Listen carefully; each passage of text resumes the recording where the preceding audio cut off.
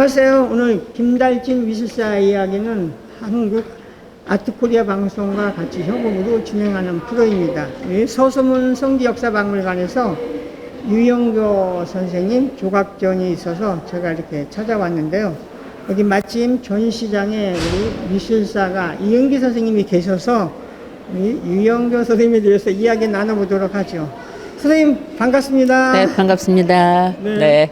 우리 유영교 선생님 좀 더 활동을 하셨어야 되는데 당시 뭐 향년 60세로 이렇게 타계를 하시고 또 이렇게 세월이 많이 흘렀네요. 네. 이번 전시와 관련돼서 유영교라는 조각가는 어떤 조각가였나 먼저 얘기를 잠깐 좀 해주시죠. 네. 반갑습니다. 저는 공적으로는 서양미술사이고 개인적으로는 유영교 선생님 안사람입니다. 예. 글쎄요, 유영교 선생님을 전체적으로 본다면은 구상 조각으로 출발을 했고요. 그리고 전통적인 제조인 돌을 아주 일찍서부터 다루었고, 그리고 중간에는 이제 이탈리아에 가서 이탈리아의 많은 조각들, 석재들을 보면서 그 석재를 자유롭게 다루고, 글쎄요, 1970년 경서부터 작업을 하시면서 아주 구상조각으로 출발했지만 시대에 뒤떨어지지 않으려고 애쓴 그런 조각가라고 생각합니다. 크게 이렇게 네 가지 유형 이렇게 지나면서 보니까 뭐 이렇게 가족상이라든지 뭐 자매라든지 이런 좀 따뜻한 그런 작품들이 있고요. 요번에 전시하는 것 같은 좀 종교적인 작품들이 있습니다. 그리고 건축 공간에 잘 어울리는 그런 작품을 굉장히 하고 싶어 해서 한 것이 이제 샘 작품 같은 것이 있습니다. 오늘 그 전시 중에 한 점 되어 있습니다. 출품되어 있습니다. 그리고 마지막으로 이제 그 생애 마지막쯤에는 움직이는 조각이라 그래가지고 이렇게 좀 기계 작동을 시켜서 조각 자체가 움직이는 그런 작품들을 또 했습니다. 그 중에 요번 전시에는 중간에 이제 두 번째 말씀드린 종교적인 주제의 작품들인데, 저는 종교적인 작품들이 뭐라 그럴까요? 자기의 삶하고 가장 밀착된 그런 작품들이라고 생각이 돼서 특별히 이 작품들을 좀 모아서 한번 더 해야 되겠다 라는 생각을 오래전부터 가지고 있었습니다. 참고로 유영교 선생님 돌아가신 지 17년 됐고요. 2006년에 돌아가셨는데 2008년에 좀 크게 추모전을 한번 했습니다. 그래서 그 가나아트센터에서 한 추모전 이후에 한 15년 만에 이 종교적인 주제의 작품을 가지고 전시를 하게 되었습니다. 네, 선생님과 지금 사후에 이제 두 번째 유작전에 해당되는 네. 것 같고요. 저는 이제 유영교 선생님을 생각하면 네. 우리나라의 뭐 구상조각의 어떤 네. 맥을 잇는 분, 그리고 뭐 국전에서 국회의장상 큰 상을 받으시고 또 한국 구상조각의 가장 핵심적인 창립 회원 이렇게 하고 있고, 또 하나는 우리 이탈리아 까라라의 1세대라고 해야 될까? 네. 거기에 어떤 유학의 큰 부분을 이렇게 열었다고 볼 수가 있는데요. 저는 그 부분이 궁금하거든요. 어떻게 그 당시에 이렇게 까라라를 가게 됐나? 그 부분도 조금 언급을 해주시면 좋을 것 같아요. 네.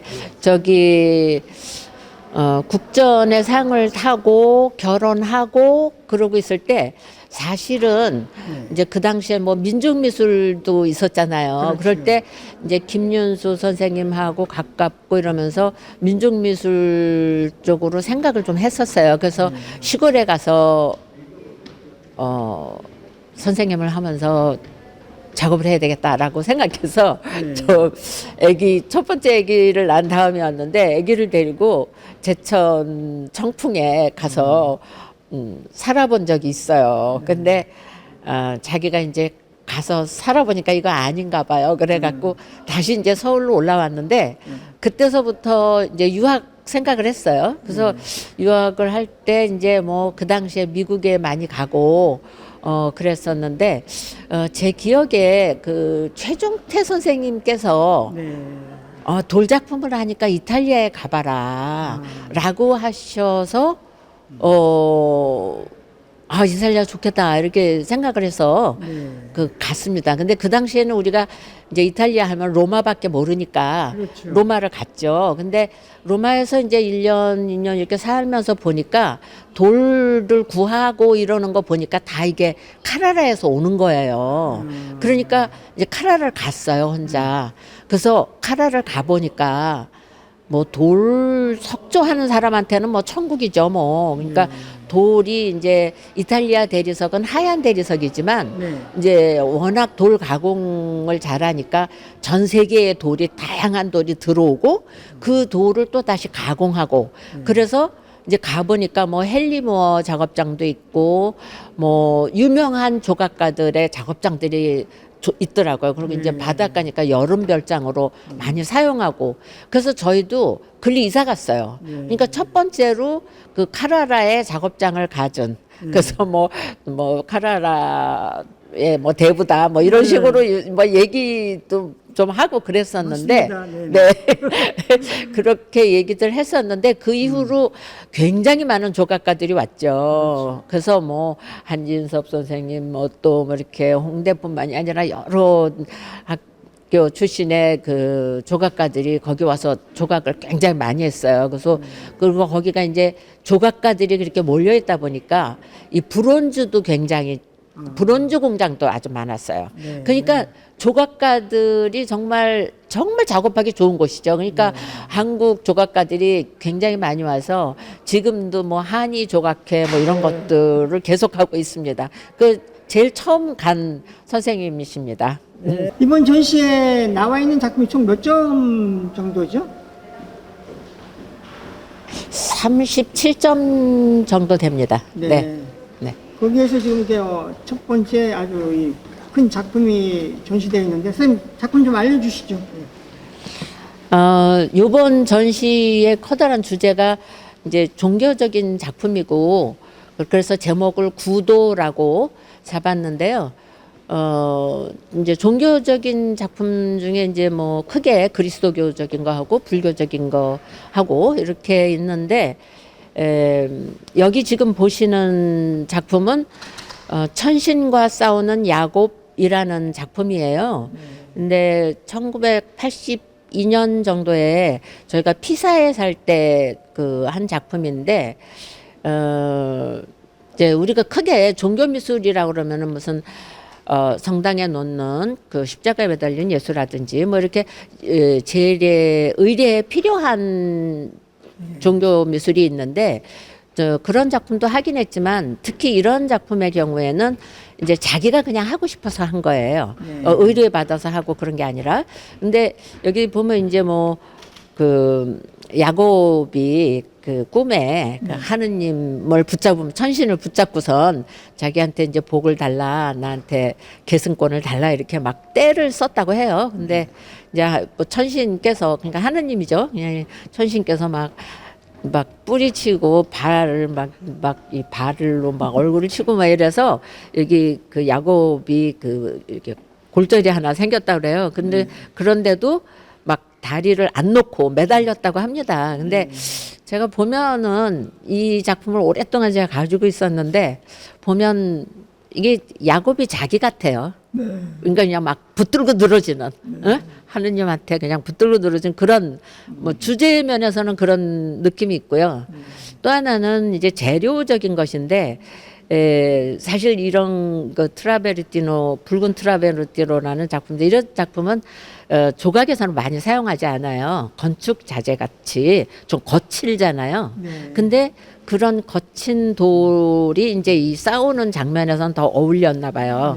그래서 그런 작품을 가지고 하고 여기 이제 그 디테일의 표면에서도 이렇게 작은 정으로 쪼는 게 아니라 이렇게 세 줄 되는 이렇게 뚝뚝뚝뚝 이렇게 줄이 가는 그 게 있는데 그거를 이렇게 밀어서 이렇게 거친 뭐 이렇게 좀 회화적인 느낌이 난다고 할까? 네. 그런 맛들가 많이 살리고 그래서 좀 여러 가지 돌을 그 주제에 맞게 사용하는 그런 면을 좀 많이 보았습니다. 네. 네, 이 작품 대전 시립미술관에 소장되어 있는 욥이라는 작품인 것 같은데요. 네, 이 작품도 좀 알려주시죠.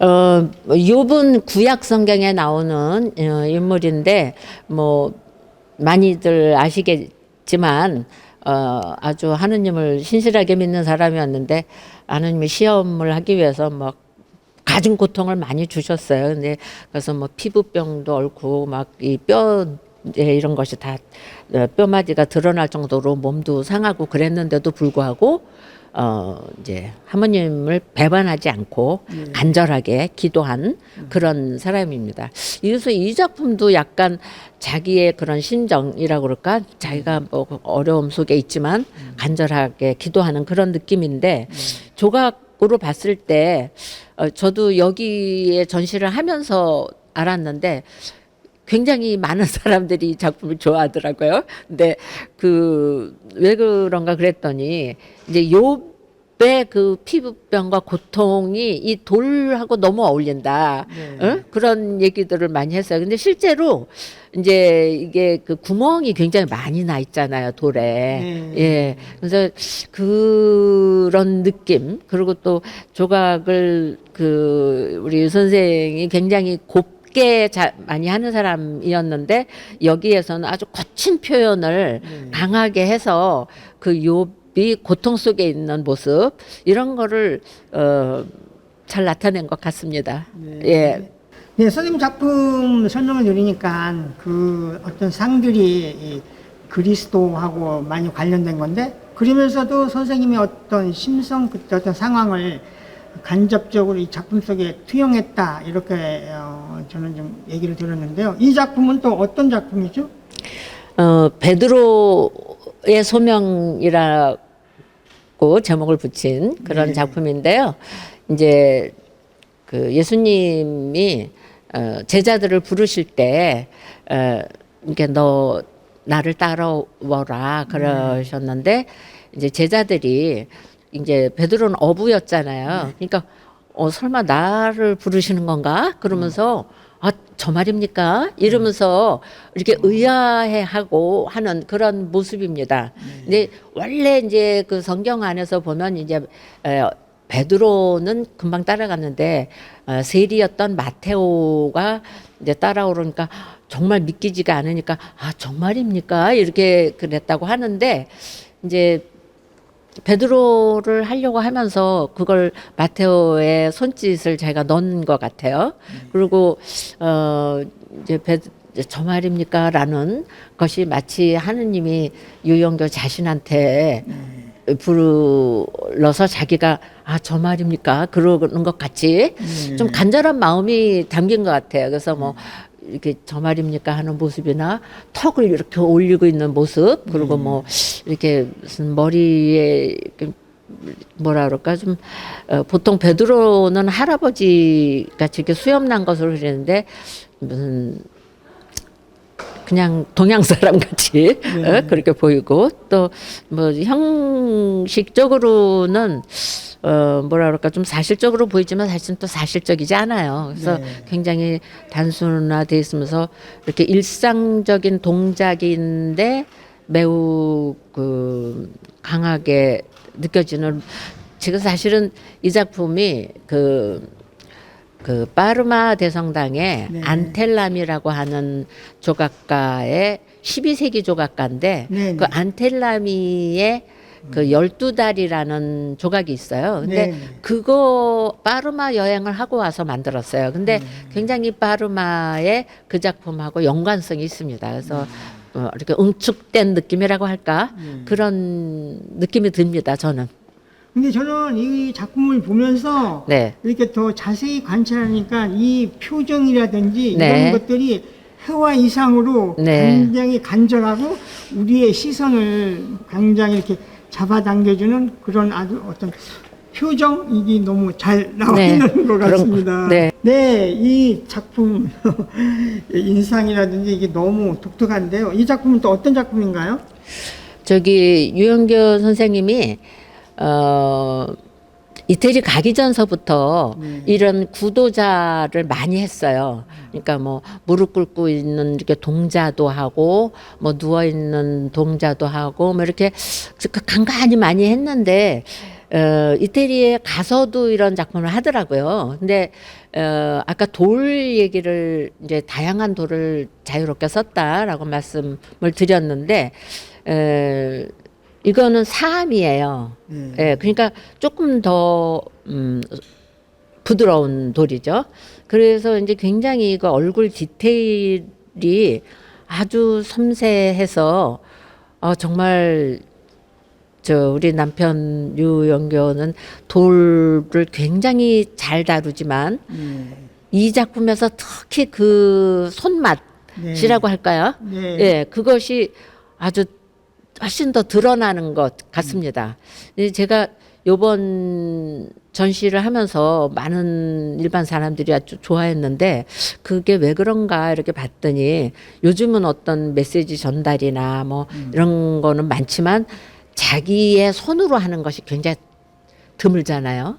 근데 이 아빠는 이렇게 손으로 해서 그 맛을 내는 손맛. 예, 그 아주 손맛이 있어요. 근데 특히 이 작품의 그런 느낌이 좀 자꾸 보니까 훨씬 더 강하게 들었습니다.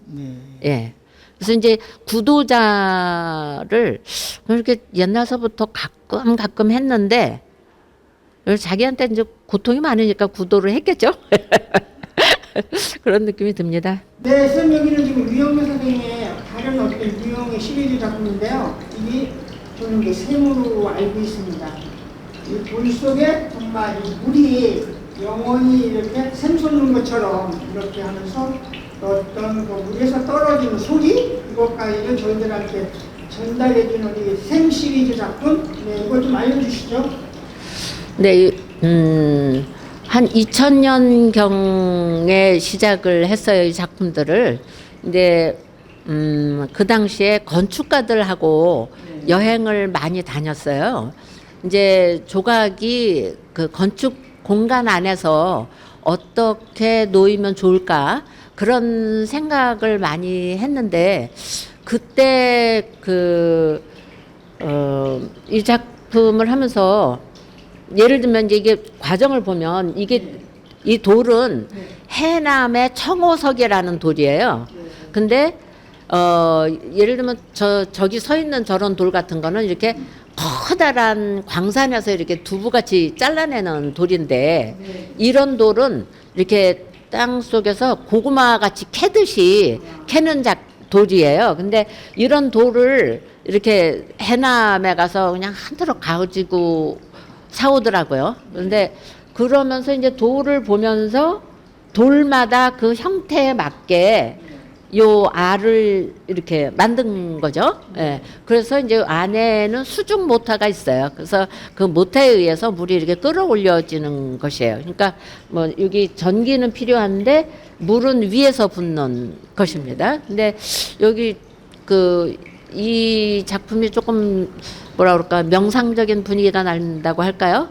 그래서 여기 와서도 보니까 많은 사람들이 들어오면서 아주 또 다른 느낌을 갖고 여기 좀 앉아가지고 한참 있다가 가고 그러는 것을 보았습니다. 근데 뭐라 그럴까요? 자연을 건축 공간에 끌어들이는데 중간에 예술가가 그걸 유심히 바라보게 만든다고 할까요? 그냥 돌멩이 갖다 놨으면 안 바라보지 않았겠죠. 근데 이렇게 알을 하고 전기를 연결하고 물을 흐르게 하고 그러므로 해서 자연이 새롭게 바라보아지는 그런 역할을 하지 않았나 라고 생각합니다. 네, 이번 전시 구도이고요. 우리 또 유영규 선생님의 작품을 보면 한 작품 속에서도 어떤 그리스도적인 것과 불교적인 것이 같이 융합이 되어 있습니다. 일반적으로 이렇게 조각을 하면 불교면 불교에 치중을 하고 뭐 기독교면 기독교 쪽에 이렇게 치중을 하게 되는데 전반적인 것이 이렇게 아울러지는 이런 작품, 예, 좀 얘기 좀 해주시죠. 제가 이렇게 전반적으로 작품을 이렇게 보다 보면 그것이 뭐 불교의 도상을 나타내기 위해서 했다. 그리스도교의 무슨 어떤 도구마를 나타내기 위해서 했다. 이런 게 아니라 그냥 자기 마음에 어떤 불교적인 게 어떻게 들어왔고 그리스도교적인 게 어떻게 들어왔고 이것이 그냥 이렇게 섞여 있다가 어느 순간에 이렇게 나오는 것 같은 느낌이 들어요, 저는. 네. 근데 예를 들면 뭐 이런 작품에 네. 이렇게 여자가 있고 이 뒤에는 이제 뭐 자세히 보시면 알겠지만 여긴 이렇게 그 구도자 같이 돌을 네. 닦는 남자가 있고 네. 근데 여기에 이제 중간에 이 뱀이 있어요. 네. 뱀은 그 아담과 이브에서 유혹을 네. 하는 그 존재잖아, 매개차잖아요. 네. 그래서 보면은 또 특히 여자가 있고 남자가 있고 뱀이 있다. 그러면 이건 네. 그리스도교적인 것인데 네. 여기 이렇게 또 남자가 석가모니 같은 네. 그런 부처상 같은 모습인 거는 또 좀 불교적인 도상이죠. 그러니까 네. 이 작품 가지고 그렇게 얘기를 했는데 그것이 어디에 얽매인 것이 아니라 자기 마음속에 뭐 이런 거 저런 게 들어있다가 어떤 완전히 다른 모습으로 나타나는 것 같아요. 네. 그리고 이제 제가 이 글을 그 도록의 마지막에다 글을 썼는데 그 쓰다가 보니까 이렇게 작품을 자꾸 이렇게 보니까 이제 좀 아주 기가 막힌 작품이 하나 있어서 네. 설명을 하는데 여기를 전시를 못했어요. 근데 네. 이렇게 그 부처님의 자비를 상징하는 손이 있는데 거기에 이렇게 못을 이렇게 박은 거예요.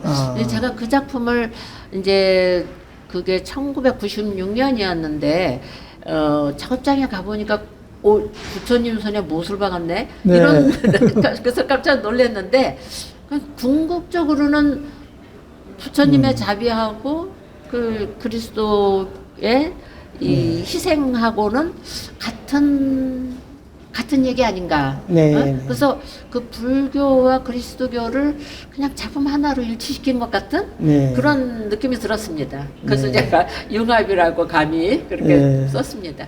네. 네.